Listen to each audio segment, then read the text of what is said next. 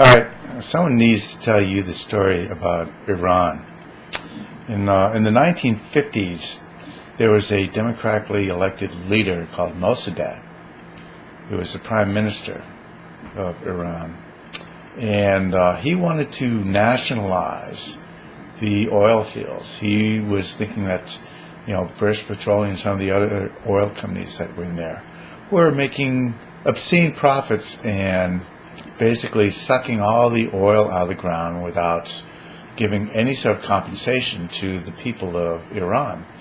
And he was going to nationalize the oil fields. Well, of course, the oil companies and their buddies in government couldn't stand for that. So what they did is they had Kermit Roosevelt's, Teddy Roosevelt's, is it grandson, I think? Something like that. It's related to Teddy Roosevelt in some way.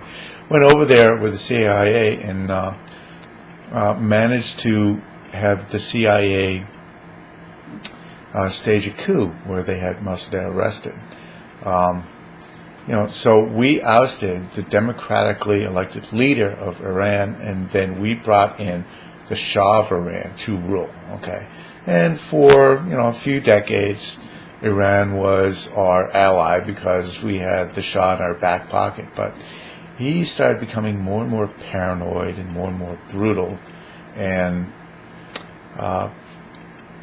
the only resistance, the only viable resistance at that point, were religious extremists, and you know who they are. The Ayatollah Khomeini was a religious leader that led the popular revolution in Iran that overthrew the Shah of Iran, the U.S.-installed Shah of Iran. So Obama admitting all this is not news. This is something everyone knows, okay? It's not apologizing. It's admitting history, okay? And everyone knows it already, except for apparently some right-wingers, all right? And people who haven't made it through high school yet, okay? Anyone of any substance knows all of this already. If it's a shock to you, sorry to burst your bubble, okay? But talking about the hostages, no one likes the fact that they took the hostages. Jimmy Carter protected the Shah of Iran. He fled to the United States, and Iran was demanding his extradition, and Carter refused. But the really twisted part is that in all likelihood, there is a very large amount of evidence that the Reagan administration had dealings with the Iranian government to stall the release of the hostages until after the presidential inauguration. In fact, all the hostages were released the day President Reagan was inaugurated. All the hostages were released. Okay, what are the odds that they would be released the very same day? Okay, there was a lot of evidence that there was a deal going on. It wouldn't be the first time that the Reagan campaign had interfered in foreign policy, which is treason.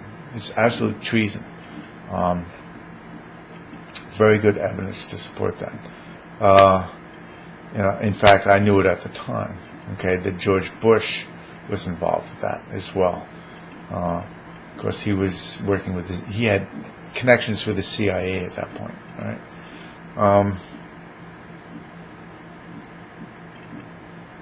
So basically, if you're complaining that we admitted to the world that we had a hand in overthrowing the democratically elected leadership of Iran in the 1950s, that's history, and that's a fact. I don't know why you were so afraid of the truth.